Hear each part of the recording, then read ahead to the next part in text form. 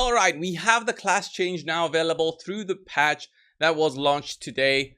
And Crusaders, any one of you looking out to be a Crusader, I'll just do a showcase of my own Crusader and how everything works, explain a little bit about the class, and if you're still interested in it, you should go ahead and change it. And yeah, enjoy being a banner boy for groups. Now, that's not the only thing that Crusaders are good for. And actually, they have many ways of being useful, both in group, both in PvP, in raids, and all of that. It mainly revolves around using the banner in terms of grouping, but everything else, it's up to you to decide, because the Crusader have, in my opinion, a very different playstyle than many other of the classes. I don't think the other classes have so many different builds they can change to, and their skills to move around. You might think, oh, it's just the banner and the horse and everything remains the same. It's not the case for most of them, and many times you'll be changing between the actual enhancements, the essence transfers that you need for the Crusader, because everything does something different for your skills, and you'll be utilizing that to make for what you want to be doing. So first things first, this is my grinding build. This is the build that I use to kill stuff very quickly. This will be the one that I'll be showcasing. But just to give an understanding on what the Crusader can do, they have the possibility to use many different builds, and you'll actually be using the armory a lot if you want to play the Crusader. You might even want to consider having lots of items in your stash being the set items, so you can move those around, and then based on what you want to be doing, let's say you want to be doing farming in a big group, which you won't be getting hit, you want to be equipping this specific set, which is the Izatar set. Each time you defeat an enemy, you gain a 30% increased movement speed. If you want to be in a group where your buffs last longer, you want to equip the Vithu set, although it doesn't work with banner, it works with other stuff like Conjuration of Light. If you want to be doing more damage yourself, you equip this set right here called the Grace of the Flagellant set, which helps you do more damage through continuous damage sources. So many different sets. It makes the same sense for other classes as well, but the Crusader, I feel like they have to have all the gear, they have to have all their essences unlocked, because you want to be moving around your different sets. So my grinding set is this one with all this gear. This is of course my best ones, but when I change my skills, almost all of my primary equipment is changed in terms of essences. So my vault setup is this one, where I don't even use you know, more damage than just using the horse. Like I use skills such as Condemn. This basically keeps enemies close. Let me just go through the skills. Keeps enemies close. This one protects all of my team with Conjuration of Light, which is amazing for protecting your whole squad. I use Holy Banner for boosting the damage of my whole squad. I can even boost the duration for the Holy Banner, or I can boost the duration of Conjuration of Light. I actually want to change that to Conjuration of Light. It makes more sense than Holy Banner. Holy Banner, in the vault situations, you don't need it to last more than the 6 seconds. It's fine with 6 seconds. But Conjuration of Light, that extra you know, duration of 30% is huge, and might even change a little bit of the fight, since you will be not taking damage for that a couple of seconds. And Draw and Quarter, although good for damage, it can be very easy to drop off. So the Crusaders have to think of that when they're doing their skills, and it's very important for Crusaders to do a proper rotation. So just an example of that, a Crusader will have to use all of his skills first and then go to the horse, because if you want to go on the horse and then use your skills, that will actually drop you off the horse, and you basically wasted the cooldown of the horse and the potential damage output coming out of that one.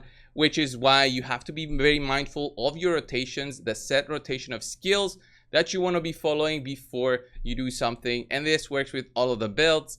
And like I even have my own PvP set of skills, which I'll be showcasing in a video. I'll just have to record it when I'm actually doing my battlegrounds. I usually just do them lazy, just sitting back and just killing in battlegrounds. But again, this one is just a variety of legendaries that you can use. It enhances the Crusader's skills so much, and I just love doing this. But let me just show you on how he actually works with grinding with this specific set of skills, and the power of the Crusader when he's hitting a big amount of enemies. The weakness of the Crusader is single target, and you'll notice that in challenges I don't want to do a challenge drift right now. You can see my previous videos on those, but you'll understand that if I can reach the boss in 3 minutes and then the boss takes me 5 minutes, it really is a difference of having low single target compared to high single target that other classes have. So let me just do one Elder Rift right here just to show you. This will be a single Elder Rift, no group. So although it would be better to be in a group to just boost everybody up with my banner, I'll just show you. So what the Crusader does is basically you need to be mobile all the time. You want to be using the draw and quarter skill to move around, and once you've located the target, you have to be very careful, especially in challenge rifts. These are Elder Rifts, so these enemies will not kill me. And what I want to do now is just go straight up to the elites, ignore everybody because they will follow me, and then start banner first. You drop down the AoEs, you drop down your shields. These shields will be doing damage to enemies as they come close, and then you do your draw and quarter skill again, the horse, just to take them out. And you see the power of that AoE damage that the Crusader has. It just destroys elite packs immediately because of the banner. The banner does so much damage, and it's very, very good to have in a squad. You will always be needed in a squad over another damage dealer. So if you were used to running a demon hunter and now you start running a Crusader, you'll notice on how everybody is like, oh, let's get a Crusader in the group, compared to before. Oh, we don't need 2 demon hunters, or we don't need 2 wizards to do this one. So right here, I seen this one elite pack. So what I do is I just run over to the next elite pack, and hopefully they will follow. All of them will follow, and I'll be able to take out both packs together. That's what I do for the challengers. But you saw how quickly the Crusader just destroys through everything.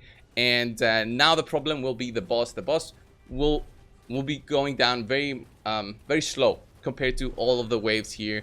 And once you go on the horse, remember you cannot drop off the horse, because if I press a skill, I lose the cooldown like that, and I will have to use my other skills. And if I kind of messed it up, you lose out on a big potential for damage, and you have to be very careful on how you do your skills. Your skills also have very long cooldowns, and once I pop everyone, you'll see like the maximum cooldown. Oh, look at that trickshot gem. That's my first one from Rare Crest in a long time now.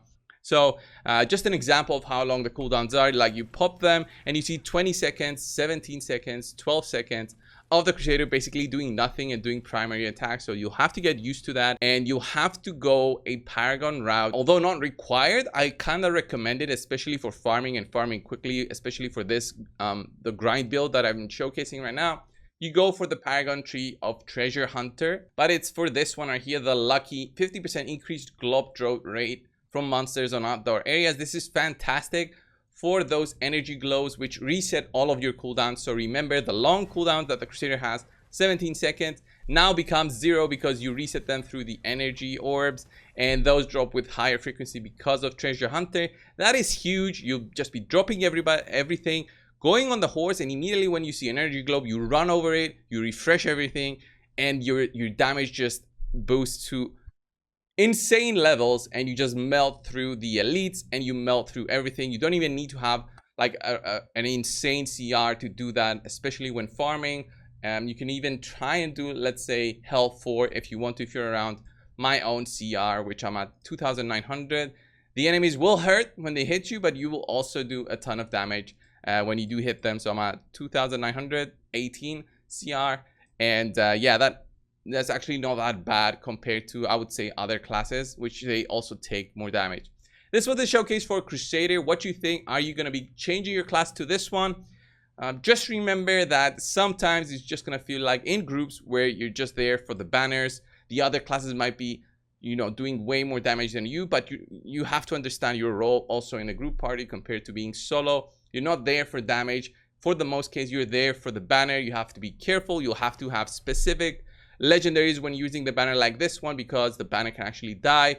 It's, I would say, very much different class than others because it's both a support and also a damage. You can change all of them on how you want.